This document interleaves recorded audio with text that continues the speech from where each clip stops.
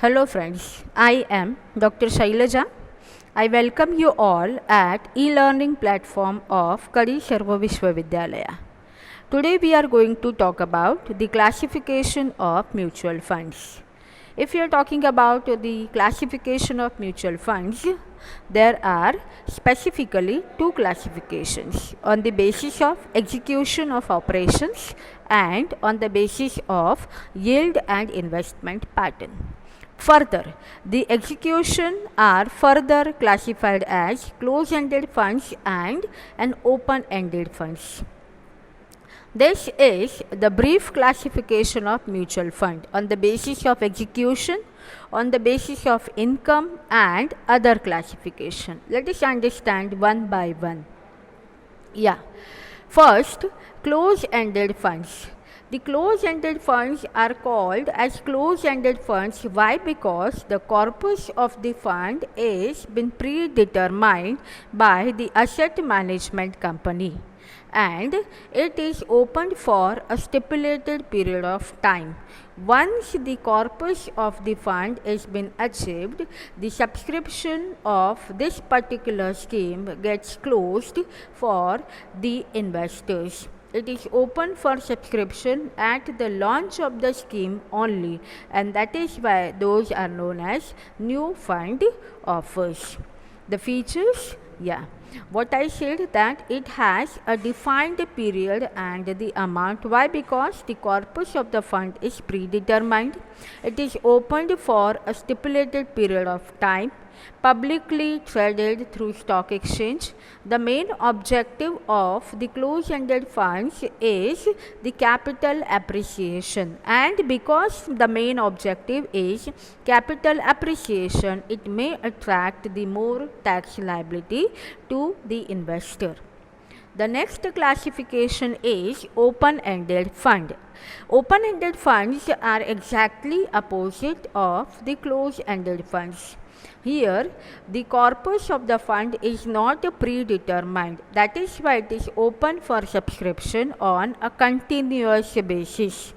Then the investment into the open-ended funds are conveniently bought and sold at their NAV. It means at any point of time an investor may buy the mutual funds, and at any point of time he may quit from that investment, and that too at a net asset value of that particular day. The features of the open-ended funds are that there is a complete flexibility, that is free entry and free exit. These units are not publicly traded. The investors are offered instant liquidity. The funds are the income generation fund. Close-ended funds are basically for the objective of capital appreciation. On the other hand, open-ended funds are for the objective of income generation. The listed prices are very close to the net asset value, and the fund manager has to be very careful in managing the investment. Why? Because they have to make sure the regular amount of income of such a fund, because the objective of the open-ended funds are to generate the regular income and to maintain the liquidity for the investors. The next classification is on the basis of income, wherein very first, income funds. This funds aims at generating and distributing the regular income to the member on a periodical basis. The main objective of such a kind of funds is to get a higher rate of return so as to distribute it in the form of regular dividend to the investors. Those are concerned with the short-term gain only, and that is why the capital appreciation is not at all an objective over here. The next comes the pure growth funds. The pure growth funds are exactly opposite of income funds. These funds are concentrating mainly on the long run gain, that is the capital appreciation, and aims at meeting the investors' need of capital appreciation. The objective behind these pure growth funds are to invest funds predominantly on the equities with higher growth rate. Next classification, balance fund. Those are also known as the income cum growth fund because it carries the attributes of both income funds as well as the growth funds. It is a combination of both income and growth fund. The balance funds aims at distributing the regular income and the capital appreciation. 2.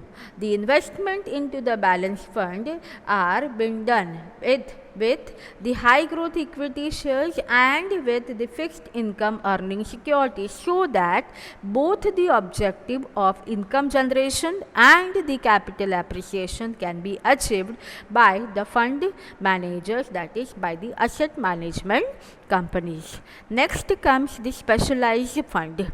Specialized funds are specifically having an existence cross border. They offer special schemes so as to meet the specific needs of specific categories of people like pensioners or widows, etc. They carry heavy risk since the entire investment would be done in any of or any one of the industry, like investments into a petroleum industry or an oil and gas industry. Yeah, the next two funds are money market mutual fund.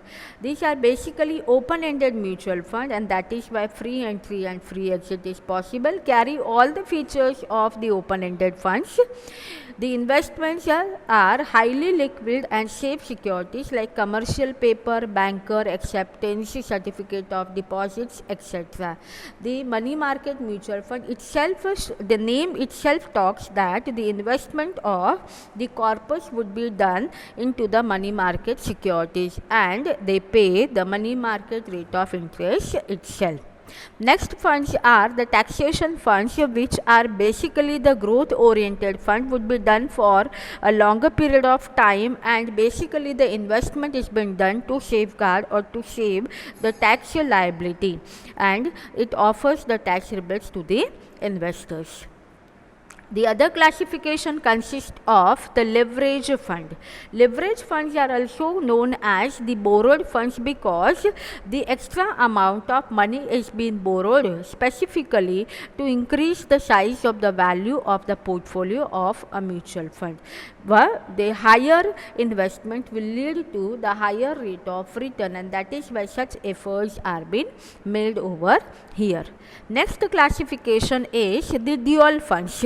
Dual funds are special kind of closed-ended funds wherein the single investment opportunity for two different types of investors would be given. Like for this purpose, it sells two types of investment stocks, that is income shares and the capital shares. It means the investment would be patterned in such a way so that both the type of investors may get fulfilled over here. Next classification is indexed fund. Index funds refers to those funds where the portfolio are designed in such a way that they reflect the composition of some broad-based market index. This is done by holding securities in the same proportion at the index itself, and that is why those are there are less administrative expenses, lower transaction cost. The next classification is the bond funds. They have the portfolio consisting mainly of the fixed income securities like bonds. The bonds, the investment of the corpus would definitely be done into the bonds so that the objective of the income as well as the capital gain. The main objective over here is not of a income rather than the capital. Trust would be there on income rather than the capital gain. Next one is aggressive growth fund. These aggressive growth funds are opposite of the bond funds because bond funds mainly concentrating on the income rather than the capital. Here the aggressive growth funds are concentrating on the growth, that is the capital appreciation. Offshore mutual funds means for non-residential investors. These funds facilitate flow of. These funds facilitate the flow of the funds across the different countries with free and efficient movement free and efficient movement of the capital for investment and repatriation. Offshore funds are preferred to direct foreign investment. So this is how we are completing with our discussion on the types of, that is classification of the mutual fund. Thank you.